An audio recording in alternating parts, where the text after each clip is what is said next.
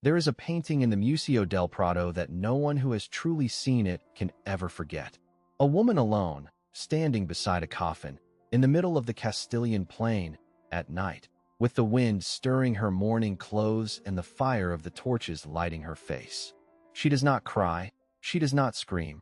She only stares, staring at a horizon only she can see. That woman is the Queen of Spain, and the painter who captured her forever was named Francisco Pradilla Ortiz. Today we are going to talk about both of them, the Aragonese genius who became the most important history painter of 19th century Spain, and the queen who marked his artistic destiny forever. Welcome to Crónicas del Pincel. Francisco Pradilla Ortiz was born on the 24th of July, 1848, in Villanueva de Gallego, a small village in the province of Zaragoza. He was born into a modest family with no resources, and that humble origin would deeply shape his character and his way of understanding art.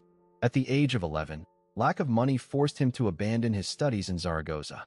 He made his living painting doors. He called himself a door painter. But his talent for drawing was so evident that he soon caught the attention of Mariano Pescador, a set designer who took him on as an assistant in his workshop. That period in theatrical set design was decisive. Pradilla learned to think big, to compose spaces with visual impact, to handle light as a dramatic actor. Everything he would later apply to his great history canvases was born there, in the wings of the theaters of Aragon. In 1866, he moved to Madrid. He was 18 years old and had boundless ambition.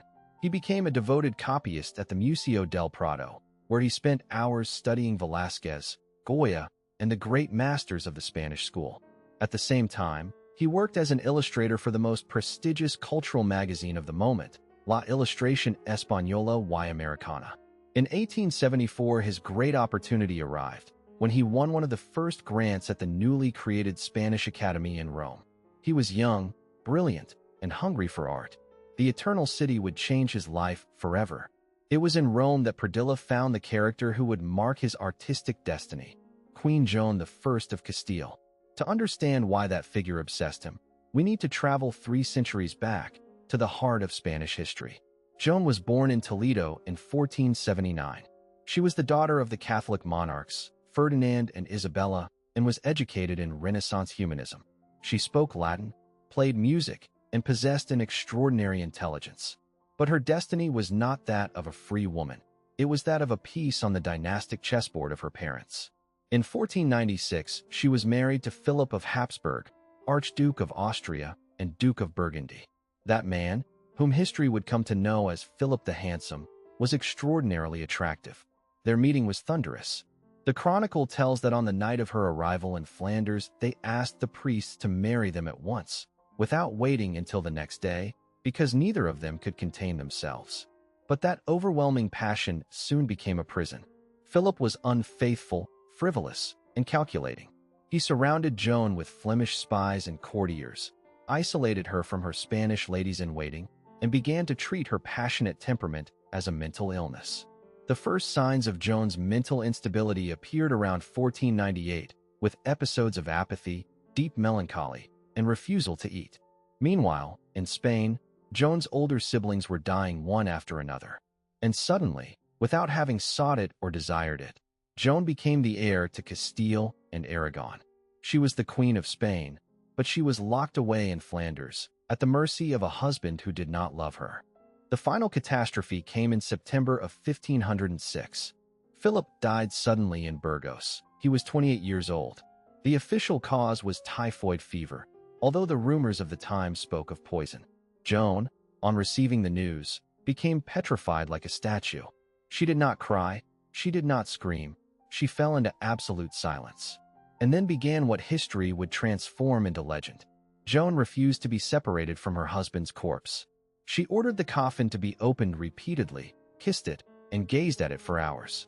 She refused to allow the funeral cortege to lodge in any convent of nuns, because she could not bear the thought of other women being near Philip's body, even though he was dead. That wandering cortege, that nocturnal pilgrimage across the Castilian plateau toward Granada, where the burial was planned, was the moment Francisco Pradilla decided to immortalize. In 1877, during his 3rd year in Rome, Pradilla began work on the painting that would change his life and the history of Spanish art. He painted it in just 6 months, but those 6 months were of obsessive work, of relentless archaeological research. He read the chronicles of Pedro Martir de Angleria, a direct witness to the events. He studied Modesto Lafuente. He researched the clothes, armor, and coffins of the period.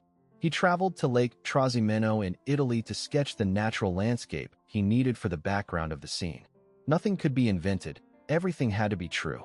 The result was Doña Juana la Loca, a large-scale oil painting, nearly 4 meters long, in which Pradilla captured a nocturnal halt of the funeral cortege somewhere on the Castilian plateau, possibly at Torquemada or Hornillos de Cerrado. The composition is a marvel of academic technique. 2 diagonals crossing in an X shape guide the viewer's eye directly to the center of the picture, Joan's face. The coffin forms one diagonal, and the torch flames bent by the wind form the other. And at the exact intersection of those 2 invisible lines stands she, the queen, rigid and silent, her gaze lost on a horizon only she can see. The wind is not a decorative detail in this painting. It is an actor. It stirs the mourning clothes, bends the torch flames, and shakes the banners. The wind brings movement and life to a scene of death. Pradilla's technical virtuosity unfolds in every detail. The black velvets, the metal of the coffin, the moisture of the Castilian plain, the orange glow of fire on the faces of the mourners. The painting won the Medal of Honor at the National Fine Arts Exhibition in Madrid in 1878. The only Medal of Honor awarded unanimously throughout the entire 19th century.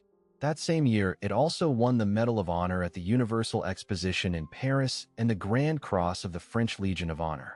At 29 years old, Francisco Pradilla was the most famous painter in Spain. The impact of the painting was so powerful that a poet, Marcos Zapata, wrote that very year the ballad entitled The Mad Queen, translating the scene of the canvas into verse. The poem explained why the cortege slept in the open, under the sky, Joan's jealousy, which not even Philip's death could appease. Because it was not only madness that Pradilla had painted, it was love, a love that had crossed the boundary of reason. After his world triumph, Pradilla continued working with the same obsessive dedication. In 1882, he received the commission from the Spanish Senate to paint the Surrender of Granada, his second great history painting, now preserved in the Palace of the Senate in Madrid. That same year, he was appointed director of the Spanish Academy in Rome, a post he resigned from months later because he was incapable of balancing administrative duties with his painting. In 1878, he had married Dolores González del Villar, and in 1885, in Rome, he struck up a deep friendship with a young Valencian painter who had just arrived on a grant, Joaquín Serralla. But life had a terrible blow in store for him. In 1886, the Velotas Bank collapsed, and Pradilla lost nearly all his savings, 236,000 pesetas, a fortune in those days. That financial disaster marked his character with a deep pessimism from which he never fully recovered. In 1896, he was appointed director of the Museo del Prado, a post he held until 1898. He resigned from that one as well. Pradilla was an artist, not an administrator. Institutional positions oppressed him and stole the time he needed for painting. He returned to his studio, and nearly 30 years after his triumph of 1877, he returned to Joan. In 1906, he painted Queen Joan the Mad confined in Tordesillas with her daughter, the Infanta Catherine. If the painting of 1877 was epic and outdoor, the one of 1906 is intimate and oppressive, its opposite in every respect. The scene is no longer set in the open air, in the vastness of the Castilian plateau. Now we are indoors, in a dark and cold room with the stone walls of Tordesillas. The only source of light is a monumental Gothic fireplace, which Pradilla took from a drawing by the painter Valeriano Becker. That fire is the only thing warming a space that feels like a cell. Joan has aged. 30 years have passed since the previous painting. She sits staring into the void. At her feet, the little Infanta Catherine, her daughter, tries to attract her attention. The child's toys lie scattered on the floor, but Joan does not see her. Joan sees nothing. She is locked inside herself, in that inner silence that no one can break any longer. Because that was Joan's real life after the coffin pilgrimage. In 1509, Her father Ferdinand the Catholic had her confined in the castle of Tordesillas in Valladolid. The official reason was her mental incapacity to govern, and Ferdinand assumed the regency of Castile in her name. Joan never left Tordesillas for 46 years. She died there in 1555. During those 4.5 decades, Joan was watched over by the Marquis of Denia and his family, who treated her with a cruelty that historical sources describe without reservation: deprivation of light, of hygiene, of company. The only person who eased her loneliness a little was her daughter Catherine, who lived with her until 1525, when she was sent away to be married. Was Joan really mad? This question has occupied historians, psychiatrists, and writers for centuries. The psychiatrist Luis Minguez Martin, in a psychobiographical study published in 2004, proposes a diagnosis of schizophrenic psychosis. The symptoms described in contemporary chronicles fit with clinical precision: emotional blunting, the absence of tears at her husband's death, prolonged periods of absolute mutism, nocturnal vigils, and the refusal to wash or change her clothes. And there is a genetic component that cannot be ignored.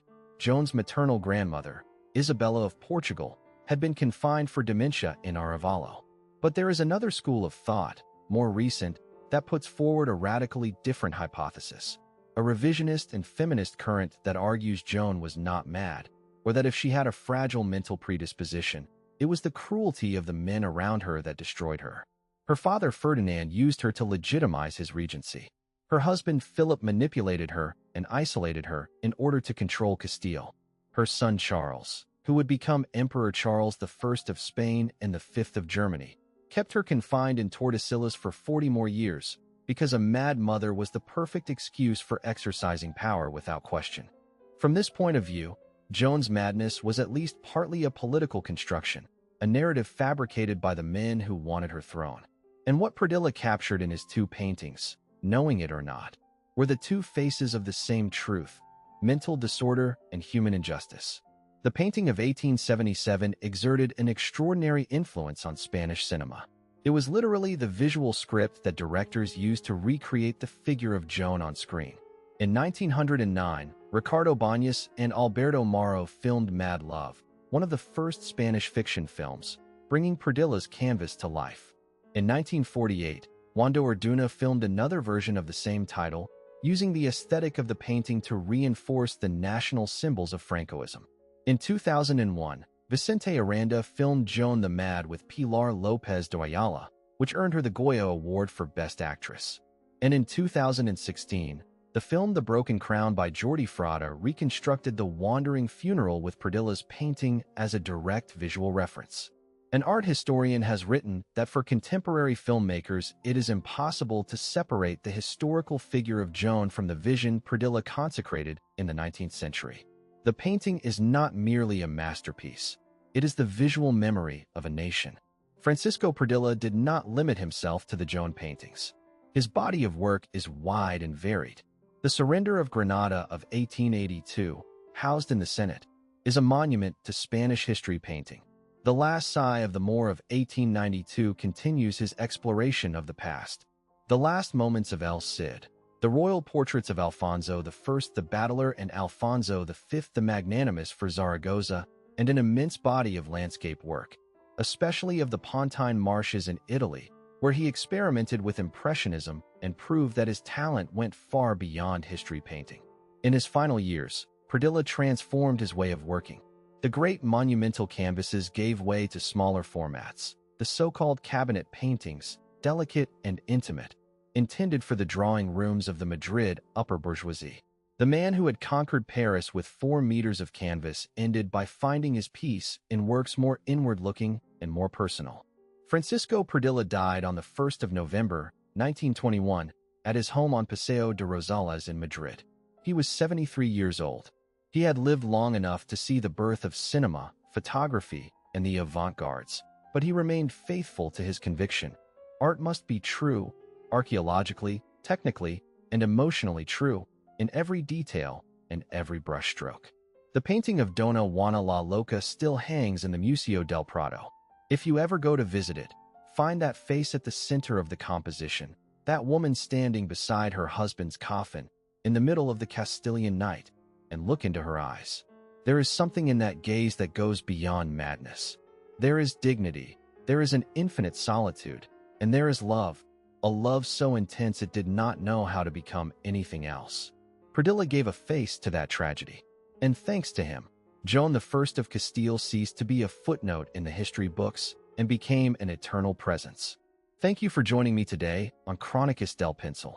If this video moved you, share it with someone who loves art and history. Subscribe to the channel so you don't miss the next episodes. And tell me in the comments, did you know the story of Francisco Pradilla?